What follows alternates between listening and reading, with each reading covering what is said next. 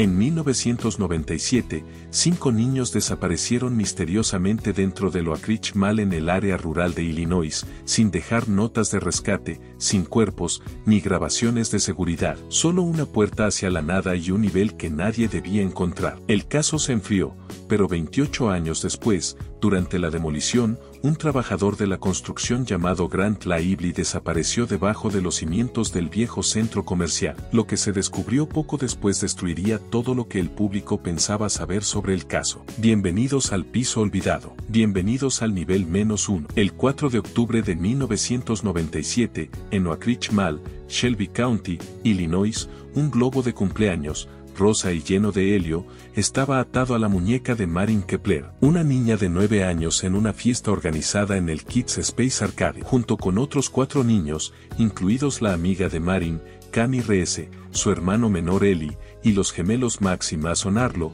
Pasaron la tarde jugando a los juegos y ganando boletos. A las 2:07 de la tarde, una cámara de seguridad en la zona de comida captó la última grabación conocida de los niños caminando tomados de la mano hacia el pasillo de servicio 4 detrás del ala del antiguo J.C. Penney. Nunca se les volvió a ver. A las 2:10, se encontró un globo, flotando y desatado por un pasillo vacío. Fue descubierto por Charles Aston, un asistente de gerente del centro comercial, quien inicialmente se rió, pensando que un niño pequeño lo había perdido. Pero su diversión se convirtió en inquietud cuando notó una puerta de mantenimiento abierta, una para la cual nadie tenía las llaves. La policía llegó a las 2:30, y a las 3, el centro comercial fue evacuado, con perros de búsqueda y drones rastreando el lugar, pero no se encontró nada. Detrás de la puerta abierta, solo una sólida pared de concreto los miraba sin ofrecer ningún paso, ningún túnel, solo un inexplicable callejón sin salida. Ningún testigo reportó gritos, no se vio a extraños, ni se observó lucha alguna. Los niños simplemente desaparecieron. Durante 2 décadas, Oak Ridge Mall decayó, las luces parpadeaban, las ratas tomaron el control y las tiendas cerraron. Para 2015, era un centro comercial muerto, condenado para 2022 y programado para demolición en 2025. Pero el 14 de marzo de 2025, durante la demolición, Grant Lively desapareció, dejando solo su linterna y un mensaje críptico rasgado en el concreto, nivel -1. Los escucho aquí abajo. A la mañana siguiente, una espesa niebla se asentó sobre el sitio, un mal presagio, mientras los trabajadores se sentían inquietos. Todo el sitio de demolición fue cerrado antes del mediodía. La desaparición de Grant había sacudido a todos hasta lo más profundo. La detective Adeline Russo, quien se había transferido al departamento del sheriff del condado para escapar de los casos fríos que la perseguían, dudó cuando la llamaron al lugar. Recordaba bien el caso de Oak Ridge Mall, 5 niños desaparecidos, rumores de túneles secretos, actividad de cultos y tráfico de niños. Aunque nada de esto nunca fue probado, las historias persistieron. Cuando Russo llegó, el centro comercial era una sombra de lo que había sido, con vitrinas de vidrio desmoronadas y la naturaleza apoderándose de sus restos esqueléticos. El supervisor del sitio, Mason Deans, la condujo a la zona donde Grant había sido visto por última vez. Nadie ha vuelto a entrar hasta que alguien explique cómo desaparece un hombre adulto dentro de concreto sólido, le dijo. En el sitio, Russo observó una sección de la fundación que no formaba parte de los planes originales, una fría y limpia losa de concreto con marcas de rasguños frescas. Nivel -1. Los escucho aquí abajo. Russo se sintió perturbado. Esta no era parte de los planos, y la pared donde se había encontrado la linterna de Grant no se suponía que existiera. Mason explicó que había aparecido repentinamente durante la excavación. Russo observó el grabado superficial pero deliberado en el concreto, las palabras garabateadas apresuradamente, como si alguien en pánico las hubiera dejado atrás. El mensaje la acosaba. ¿Qué había allá abajo? La investigación llevó a Russo al pasillo de servicio 4, la misma ubicación donde se había visto por última vez a los niños en 1997. En el interior, el pasillo parecía inalterado, pero los patrones de polvo cerca del suelo parecían raspados, como si alguien hubiera sido arrastrado. Russo llamó a Grant, pero no recibió respuesta, solo un leve zumbido mecánico proveniente de algún lugar más profundo. Se movió hacia el fondo, donde encontró una sólida pared de concreto sin costuras ni aberturas. Pero entonces ocurrió algo inexplicable. un solo golpe, seguido de dos más, lentos y medidos. Se escuchó desde detrás de la pared. Russo retrocedió. No debería haber nada detrás de ese concreto, a menos que alguien o algo estuviera atrapado allí. De vuelta en la estación, Russo revisó los antiguos archivos del caso de los 5 de Oak Ridge. La última grabación conocida de los niños, sonriendo y caminando hacia el pasillo, la acosaba. Pero al estudiar las fotografías nuevamente,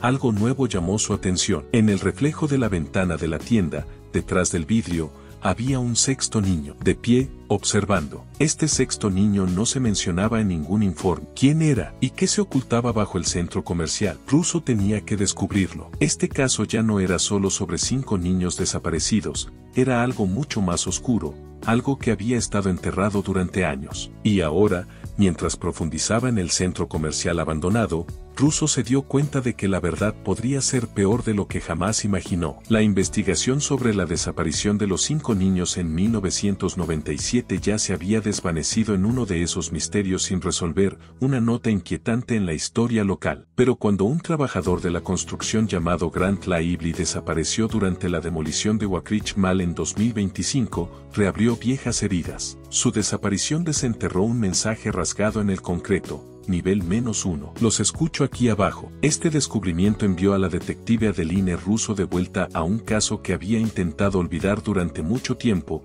uno que había plagado su juventud. Los niños desaparecieron sin dejar rastro el 4 de octubre de 1997, después de asistir a una fiesta de cumpleaños en el centro comercial. Su última aparición conocida fue capturada por una cámara de seguridad en la zona de comida, mostrándolos caminando hacia el pasillo de servicio 4 detrás del ala del J.C. Penney. A las 2:10 de la tarde, el globo que había estado atado a la muñeca de Marin Kepler fue encontrado flotando por un pasillo vacío, y los niños habían desaparecido. No hubo evidencia de una lucha, ni rescate, ni una explicación clara, solo una puerta de mantenimiento abierta, que no llevaba a ningún lado, solo una pared sólida de concreto. El centro comercial fue evacuado, se trajeron perros de búsqueda, pero los niños nunca fueron encontrados. Para 2025, el centro comercial se había convertido en una cáscara en descomposición, lista para ser demolida. Pero mientras el equipo de demolición trabajaba,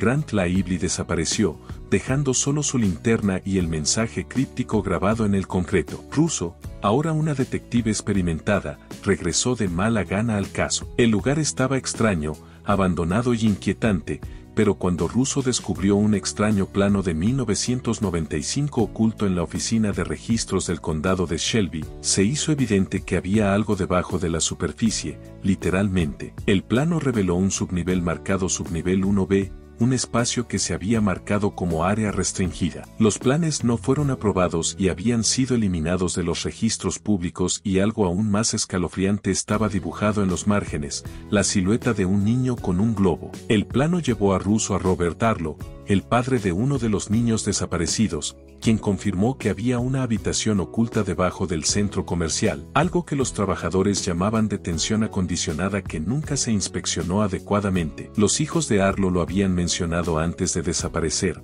diciendo que un hombre con una chaqueta roja les había dicho que si alguna vez se perdían, debían encontrar un pasillo con un cuadrado azul y golpear 3 veces. La sangre de Russo se heló. El golpe que Grant había mencionado en su mensaje coincidía con el patrón: 3 golpes, luego 2. Esto no era una coincidencia. Regresando al centro comercial abandonado, Russo se encontró en el pasillo de servicio 4, donde los niños habían sido vistos por última vez. Descubrió un patrón de polvo débil que sugería que alguien había sido arrastrado por el pasillo. A medida que se aventuraba más adentro, encontró una sólida pared de concreto que no debería haber estado allí. Pero entonces, algo extraño sucedió. Escuchó 3 golpes, seguidos de 2 más, justo como el patrón que Grant había grabado. Al pasar sus dedos por el frío concreto, se hizo evidente, había algo oculto detrás de él, algo que no debía ser encontrado. En la oficina de registros del condado de Shelby, Russo encontró algo aún más perturbador. El plano de expansión de Oak Ridge Mall había sido alterado. Una sección redactada reveló el subnivel oculto, marcado como subnivel 1B, y allí, grabado en los márgenes del plano, estaba un débil dibujo de un niño, de pie en silencio, con un globo en la mano. Era la misma imagen que había aparecido en las fotos de la fiesta, no registrada, solo ahí, observando. El significado de este sexto niño, nunca mencionado, nunca explicado, se estaba volviendo más claro con cada nueva pieza de evidencia. La investigación llevó a Russo a una foto Polaroid dejada en su apartamento. Mostraba a un niño borroso, descalzo, de pie en una habitación de concreto debajo del centro comercial. El pie de foto debajo decía, Sujeto 6, observación en progreso. El mensaje que acompañaba la foto decía, encontraste los planos. Ahora encuentra la cerradura. Russo lo entendió ahora. El umbral hacia el nivel -1 no era solo un piso, era un pasaje oculto, un lugar que había sido sellado del mundo superior. Los niños, el sexto niño, la habitación oculta, todo estaba conectado, y alguien había estado escondiéndolo todo. A la mañana siguiente, Russo regresó al sitio de demolición de Wakrich Mall con una nueva determinación. Se paró frente a la pared sur de la fundación donde Grant había desaparecido, con su palanca en mano. Apenas había dormido, su mente consumida por la foto del niño en la habitación de concreto, el susurro de un lugar donde los niños habían sido observados en silencio, observados bajo tierra, no registrados. Examinó la superficie de la pared, buscando una señal de la entrada que se había perdido. La encontró. Un parche de concreto que parecía diferente al resto. El polvo no se asentaba de la misma manera, y el color era ligeramente distinto. Al pasar sus dedos por él, descubrió el débil contorno de un rectángulo. No era una puerta, pero tal vez era otra cosa, un panel, una cerradura oculta, un pasaje hacia lo que había más allá. Russo había encontrado el umbral, y ahora, estaba decidida a abrirlo. El concreto estaba casi perfectamente integrado, excepto por un perno de acero que sobresalía de la esquina, apenas visible. Russo lo golpeó. Hueco. Algo estaba detrás de él. Rápidamente llamó a sus técnicos de escena del crimen de confianza, quienes llegaron en 20 minutos con equipos de imágenes portátiles y herramientas acústicas. El primer escaneo confirmó su sospecha. Una cavidad hueca estaba detrás del panel, midiendo aproximadamente 1,2 metros de profundidad y 3 metros de ancho, enmarcada por varilla de acero. Pero la parte inquietante era el piso debajo de él, no había ninguno, solo un eje vertical que bajaba. Parece que los paneles vertieron sobre un túnel de acceso, explicó uno de los técnicos. Podría ser un eje vertical, tal vez incluso un diseño de tobogán. Russo levantó una ceja. ¿Un tobogán?, preguntó. La antigua arquitectura militar o industrial a veces usaba toboganes para caídas verticales, explicó el técnico. Hace más difícil escapar, más fácil mover personas o materiales. Los instintos de Russo se pusieron en marcha. Abran. El sonido del cortador rotatorio rozando el concreto llenó el aire, y durante casi 10 minutos, el equipo trabajó, con el polvo cubriendo sus ropas. Finalmente, con un fuerte chasquido, la varilla cedió y la losa comenzó a moverse. La bajaron con cuidado con un sistema de poleas, revelando un eje negro, de forma cuadrada, reforzado con metal y aislamiento de espuma, del tipo utilizado en cabinas de grabación de audio. Una escalera de cuerda estaba atornillada al costado, deshilachada y peligrosa. Russo iluminó hacia abajo con su linterna, pero el haz desapareció en un vacío negro. No hubo eco, no reflejo. Voy a entrar, declaró. El descenso fue exactamente de 52 pies. Sus botas golpearon el concreto en el fondo con un suave golpe. Se agachó y barrió con su linterna las paredes. Estaba en una habitación de concreto de 10 pies por 10 pies, sin características, sin ventanas y solo una salida. Una puerta metálica sellada estaba atornillada en la pared más lejana, igual que la de la Polaroid. Arriba, pintadas con letras bloqueadas de color rojo desvanecido, decía, Sujeto 6, observación en progreso. La respiración de Russo se detuvo. Esto no era un rumor, no era una farsa, era real. Radiocomunicó al equipo arriba. La encontré, la sala de observación. Preparen al equipo forense. Cámaras, cuadrícula de luz, barrido biológico. Se acercó a la puerta y estudió el marco. Había sido soldada hace décadas, pero la edad y la descomposición habían debilitado las costuras. Metió su palanca en el borde y se inclinó. El gemido del metal fue ensordecedor en el silencio, y cuando la puerta se abrió, un aire viciado salió a raudales, húmedo como moho y descomposición. Dentro, había una sola silla atornillada al suelo, una mesa de plástico con una pierna rota y un espejo incrustado en la pared, ahora con el vidrio roto. En la esquina había una pequeña luz nocturna de mariposa de plástico, desenchufada pero intacta. En la pared de enfrente, cientos de marcas de tiza estaban arañadas en el concreto, y junto a ellas, con crayón rojo, sujeto 6, fui buena hoy. Por favor, déjenme salir. Los técnicos de la escena del crimen llegaron dentro de la hora. Fotografiaron todo, metieron el crayón en una bolsa y recogieron la luz nocturna de mariposa. Detective, gritó uno de los técnicos. Necesitas ver esto. Sostuvo un tablero de metal oxidado encontrado debajo de la silla. Dentro había una tarjeta índice laminada con una etiqueta escrita a máquina. Sujeto 6. Femenino. Ingreso inicial. Edad 9. Duración. 14 días. Nivel de cumplimiento. Moderado. Estado final. Descartado. Russo miró la tarjeta. Descartado. Como un objeto. Como un error. En la estación, colocó la tarjeta junto a la Polaroid. Esta niña, sujeto 6, había sido mantenida en una habitación que nadie sabía que existía, bajo tierra, aislada en una instalación no listada en ningún plano de la ciudad, a través de un pasillo que nunca fue monitoreado. Había sido observada, enseñada a actuar, y luego borrada. Las implicaciones psicológicas fueron fuertes: marcas de tiza, la luz nocturna de mariposa, la escritura con crayón. Esto no era un castigo. Esto era una prueba. Marcó el número de Robert Arlo. Contestó en el segundo timbre. La encontramos, dijo en voz baja. Encontramos donde la mantenían. Hubo un largo silencio al otro lado. Luego, la voz de Robert se quebró. Si hubo un sujeto 6, hubo otros. El 18 de marzo de 2025, llegó la noticia de la habitación subterránea filtrándose al público. Un periodista local del Shelby Record publicó una foto con dron del pozo abierto,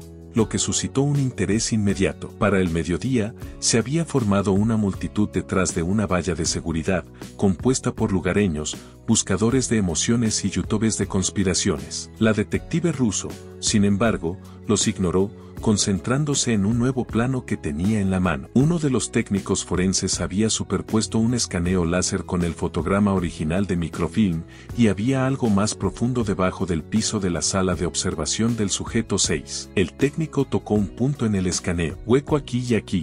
¿Qué tan profundo?, preguntó Russo, con el corazón apretado. Otros 6 metros. Luego ese nivel. Podría ser otra cámara, tal vez un pasillo. Pero aquí está la parte extraña. Señaló un delgado vacío rectangular en el escaneo. No hay entrada, no hay escalera, no había punto de acceso en absoluto. La mente de Russo corría a toda velocidad. ¿Cómo hicieron para bajar a la gente allí?, preguntó. Les llevó 3 horas abrir el piso debajo de la celda del sujeto 6. Cada capa de concreto era más delgada que la anterior, hasta que el panel final se dio con un crujido hueco. Abajo, un estrecho eje apenas más ancho que un hombro descendía en un ángulo empinado hacia una oscuridad total. Russo bajó una luz con cable, pero él las fue tragado. El sonido que regresó no fue silencio. Era un zumbido, no mecánico, no eléctrico. Un zumbido bajo, infantil. Alguien o algo estaba cantando en la oscuridad. Lo llamaron Sala 7. El equipo forense descendió uno por uno, completamente asegurados y equipados con oxígeno de reserva. Russo fue la última en seguir. El espacio se abrió después de 6 metros en un largo pasillo revestido con paneles de espuma. El olor era agudo y químico, como pegamento caducado. Había 4 puertas, cada una marcada con un número. Cada habitación tenía una silla, un espejo y un sistema de altavoces. En las paredes había frases escritas con lápiz de cera. Di la línea otra vez. Está siendo muy bueno. La estática es segura. El pulso de Russo se aceleró. Este no era un espacio accidental. Este era un lugar construido para algo. Abrió la puerta 02 primero. Dentro había un reproductor de casetes en descomposición aún enchufado a la pared, aunque no fluía electricidad. La cinta dentro estaba etiquetada como sujeto 3. La recogió cuidadosamente y la metió en una bolsa. La puerta 04 contenía un zapato de lona blanco de niño, con la suela marcada con el número 9 en tinta roja. La puerta 01 contenía una pila de tarjetas índice dañadas por agua, cada una estampada con un símbolo, una mariposa partida por la mitad. Y la puerta 03 contenía el peor hallazgo. No era una habitación, era un pozo. Un eje vertical,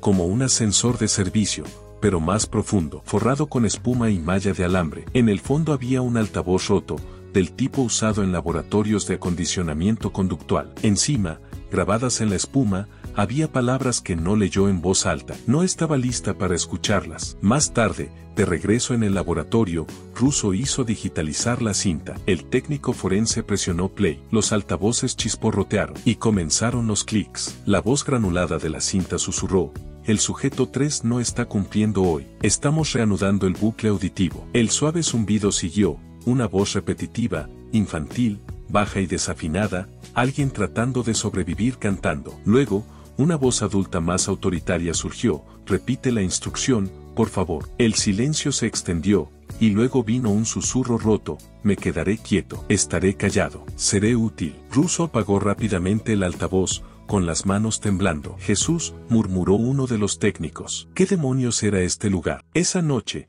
Russo regresó a Oak Mall sola. Caminó a través del atrio vacío en silencio, con la linterna parpadeando sobre los tragaluces rotos y los letreros quebrados. Cuanto más caminaba, más sentía algo, una presencia, una presión, algo profundo bajo sus pies. No solo recuerdos, sino testigos. Los niños que habían desaparecido en el pasillo de servicio 4, el sexto niño en la foto, el sujeto 6 en la sala, y ahora la voz en la cinta. Se sentó en las ruinas del patio de comidas, sacó su cuaderno y comenzó a escribir nombres: Marin Kepler, Cami Reese, Eli Reese, Max Arlo, Mason Arlo, niña desconocida. Foto de la fiesta, sujeto 6, sala de observación, sujeto 3, sala de zumbido. Cada uno había sido tomado, usado, grabado, condicionado y luego borrado. Añadió una última línea en la parte inferior de la página: no estaban perdidos. Los pusieron away. Al salir del centro comercial, apareció un nuevo mensaje en su teléfono,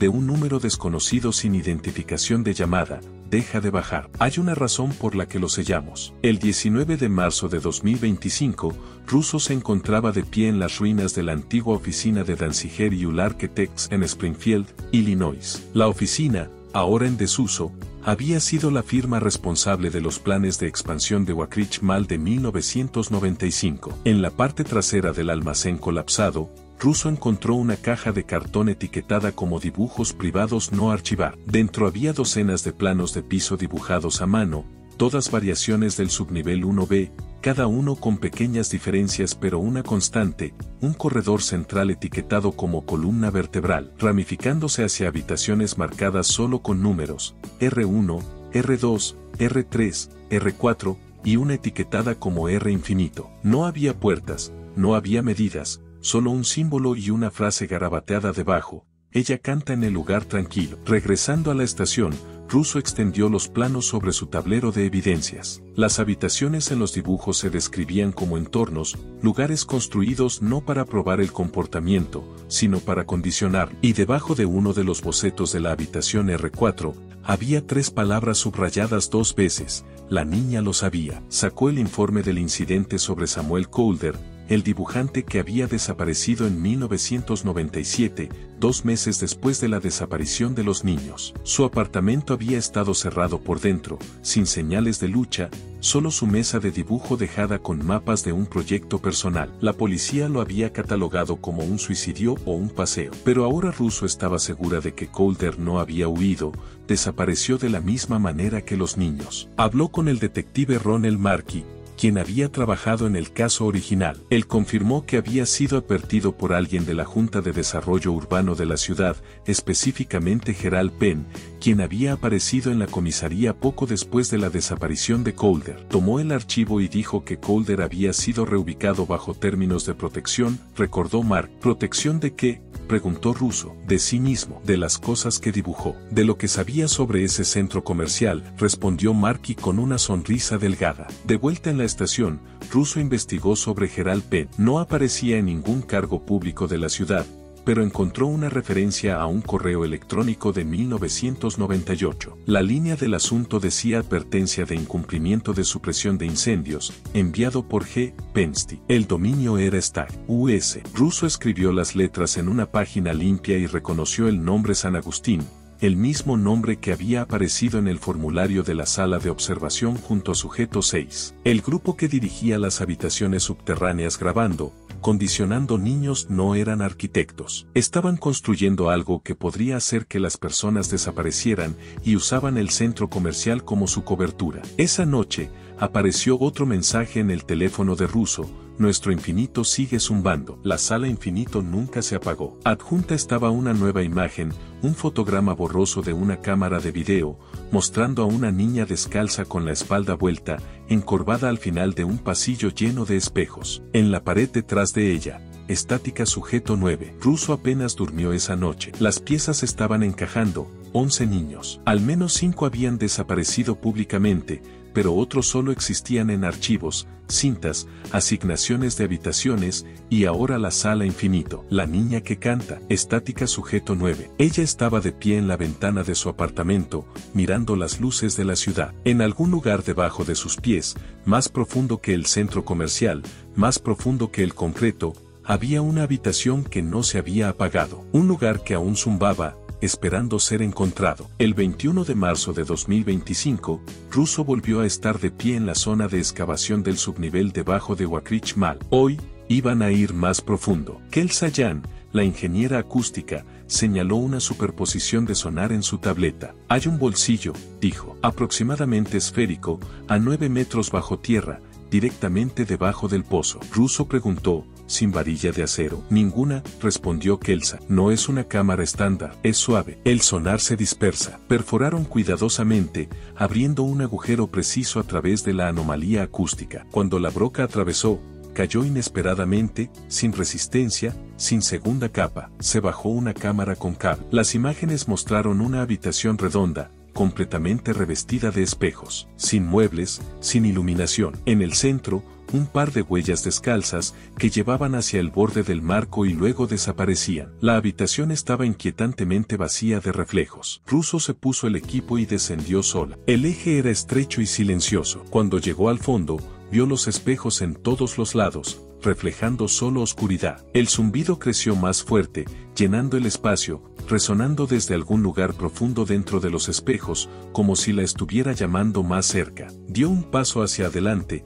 sabiendo que este era el umbral final, el lugar que había estado buscando todo el tiempo. ¿Alguna explicación sobre el cuadrado azul? Robert Arlo hizo una pausa, su voz vacilando ligeramente. Dijeron que era importante. Dijeron que los llevaría a algún lugar al que tenían que ir. Pensé que solo era cosa de niños. Sabes cómo son. Pero nunca pensé que significaría algo como esto. El agarre de Russo sobre la linterna se apretó. Podía sentir el peso de sus palabras calando en ella. El cuadrado azul era más que solo un juego infantil. Era un marcador, una señal, parte de un diseño más grande y oscuro que aún no comprendía completamente. Los había llevado a este lugar, al sótano de un centro comercial muerto, a la sala donde el silencio era la arma más poderosa. De pie en el pasillo en descomposición, la mente de Russo corría a 1000 por hora. La conexión entre el cuadrado azul, los niños y el zumbido inquietante no era una coincidencia. Cada pieza del rompecabezas la estaba arrastrando más profundamente en la telaraña del proyecto San Agustín,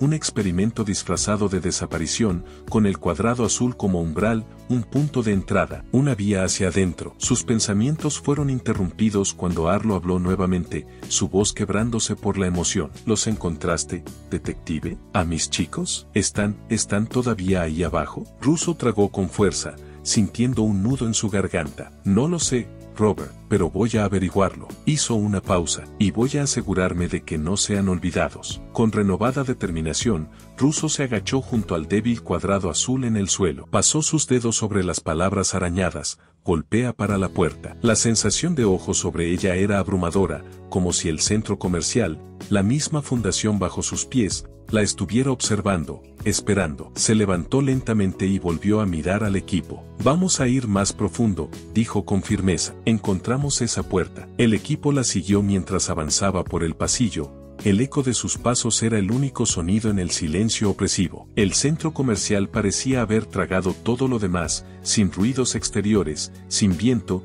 solo la atmósfera opresiva y el rastro más tenue de ese zumbido infantil que persistía en el aire. Cuando llegaron al final del pasillo, la linterna de Russo captó algo en las sombras, un leve contorno, como una impresión dejada por algo que alguna vez estuvo allí. Era una puerta, pero no era la que habían estado buscando. Era el contorno de una puerta, otro umbral, otro punto de entrada. Aquí, respiró Russo, sintiendo el escalofrío en sus huesos mientras daba un paso adelante. La puerta no estaba cerrada con llave. No había llaves, no había barreras. Solo una puerta que había estado esperando por ella. Golpeó una vez, 3 golpes, como los otros. El sonido reverberó a través de los pasillos vacíos, pero el silencio que siguió fue aún más opresivo que antes. Un peso pesado llenó el espacio, como si las paredes estuvieran vivas, conteniendo la respiración. La puerta crujió lentamente, revelando un abismo más oscuro que cualquier cosa que hubiera encontrado hasta ahora. Era un espacio vasto y vacío,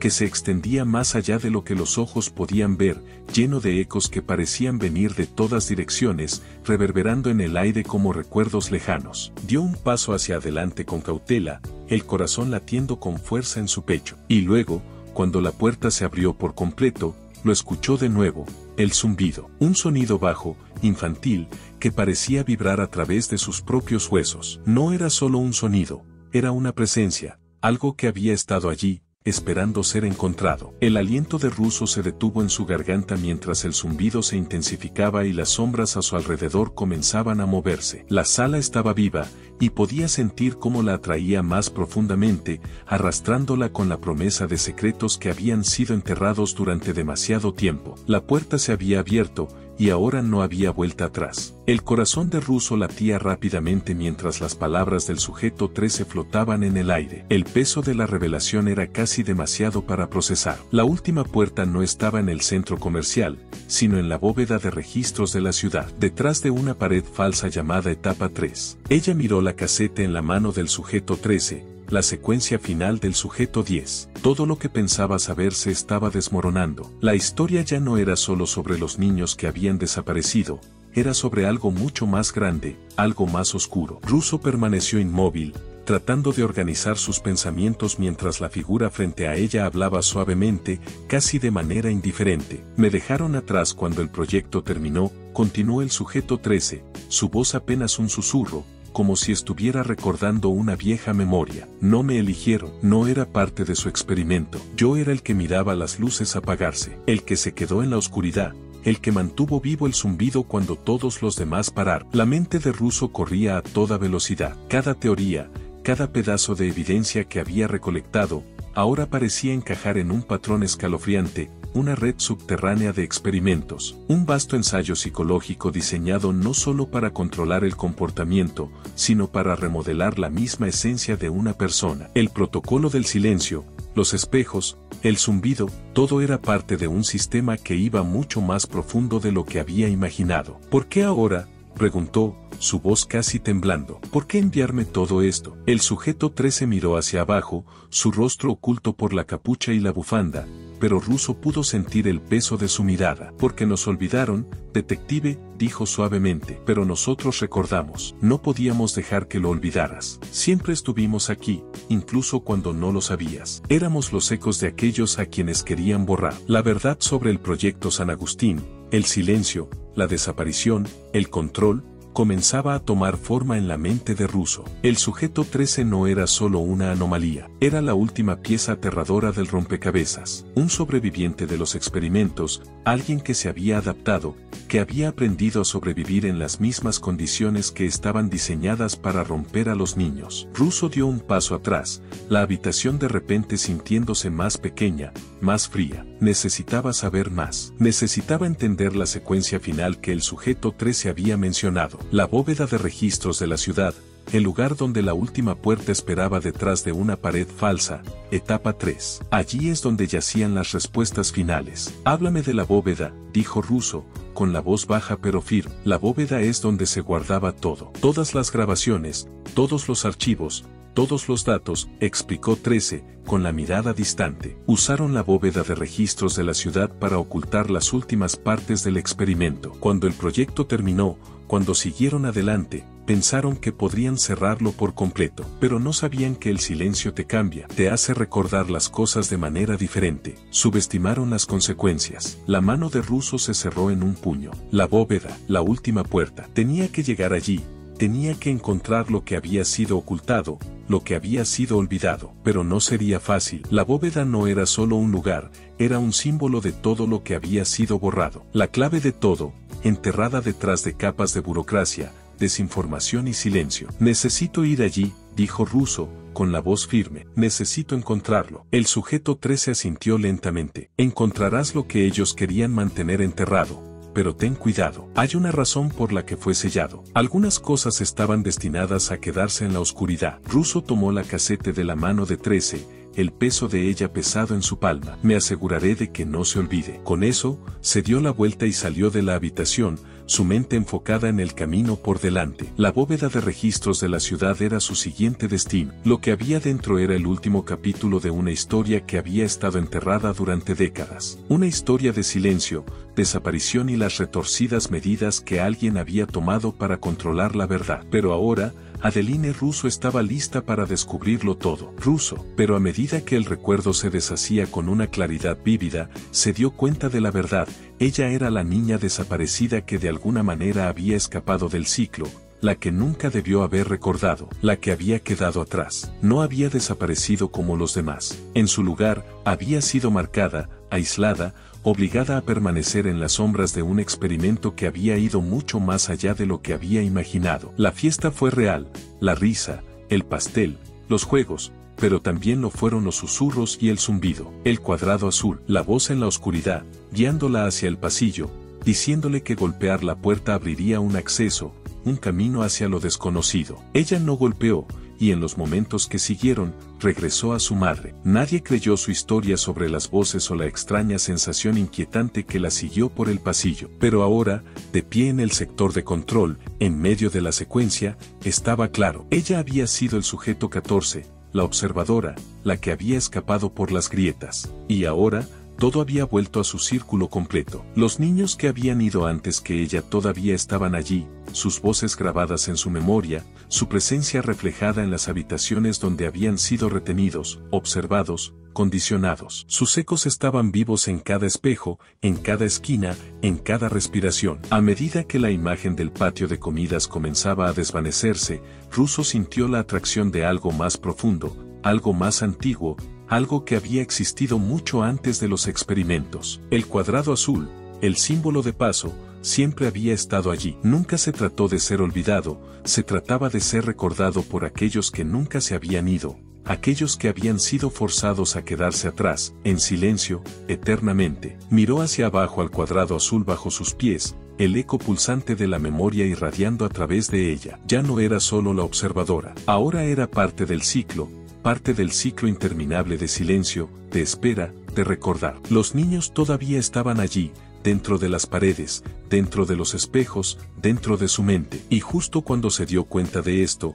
el zumbido comenzó nuevamente, más fuerte esta vez. La misma melodía familiar. Pero esta vez, Russo se unió, no como observadora, no como detective, sino como una de ellos. El ciclo se había completado. El 27 de marzo de 2025. La bóveda de registros de la ciudad. Las cámaras de etapa 3. La habitación estaba nuevamente en silencio, pero esta vez, el cuadrado azul se desvaneció, reemplazado por un nuevo símbolo. Una polilla, grande, negra, con las alas extendidas por todo el espacio. Y detrás de ella, la puerta se cerró. El video estaba ahí afuera, y con él, la verdad, la base del proyecto San Agustín puesta al descubierto. El mundo ahora sabía lo que había pasado con los niños en Oakridge Mall, con el sujeto 13, con Russo, y con todos los demás que habían desaparecido. Ya no se trataba solo de un caso de niños desaparecidos o de una extraña desaparición. Era un ciclo interminable de manipulación psicológica, de un sistema que usaba a los niños para probar los límites de la mente humana,